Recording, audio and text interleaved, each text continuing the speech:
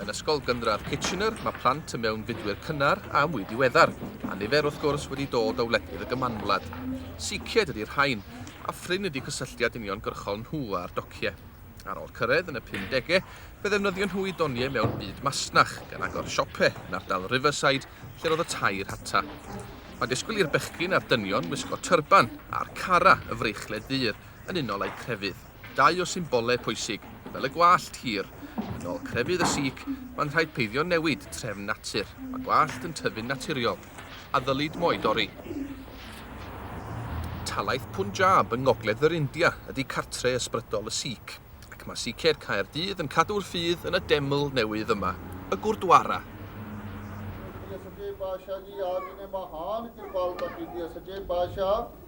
Yn wahanol i nifer o grefyddau'r dwyrain, mae'r Sikh yn credu fod dynion a merched yn gyfartal.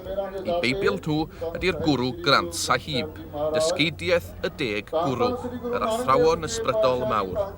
Gyda llaw, mae symbolau crefyddol pwysig eraill i'w gweld yn y gwasanaeth yma, Cirpan, y cleddyf, a Kacha, y trowsus cwta.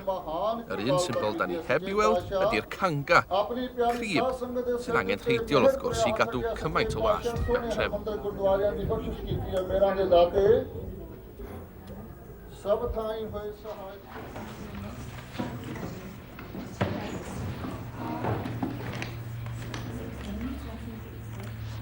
Fod y gwersi ysbrydol ar wahân, mae'r Sikhiaid yn cael ei gwersi seciwlar nôl yn yr ysgol efo plant o grefyddau eraill, gan gynnwys Hindŵiaid.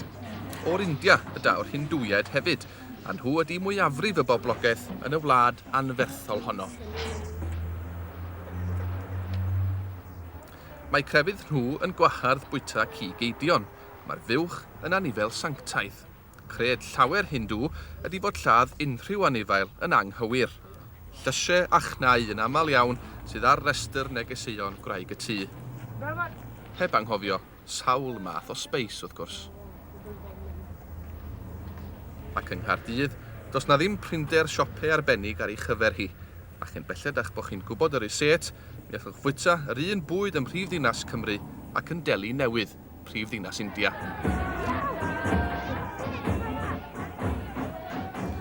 Saith o demlau Hindŵaidd sydd na yn Mhrydain, gan gynnwys hon yn ardal Riverside Caerdydd.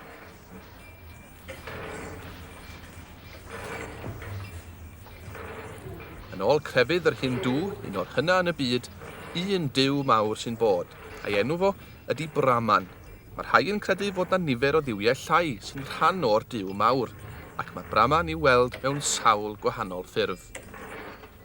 Weithiau'n ddyn, weithiau'n anifel, a weithiau yn gyfuniad o'r ddau.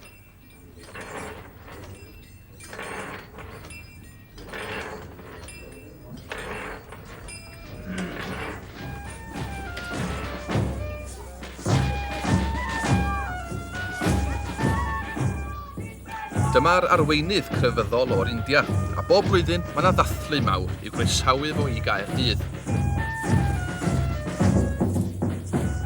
Mae cerddoriaeth yn elfen boblogaidd mewn bywyd, ac mae yna ran amlwg i'r offerynwyr mewn sawl sermoni grefyddol.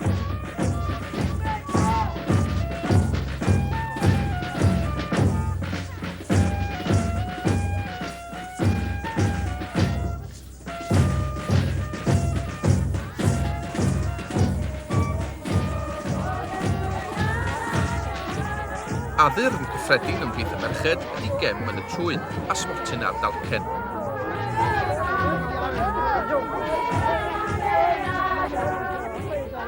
Ar y ffeiried hefyd yn gwisgo smotyn a'r achlasuron arbennig. Y sari ydy'r wisg draddodiadol. Dilledyn wedi'i wneud o un tamaid o ddefnydd hir, 5 ac 8 metr o hyd, a'i lapio'n gelfydd o gwmpas y corff. Rhaid i bob mam ddysgu merch sut mae gwneud. Prin fod na grefydd a diwylliant mwy lliwgar na'r un sy'n eiddo i'r Hindw.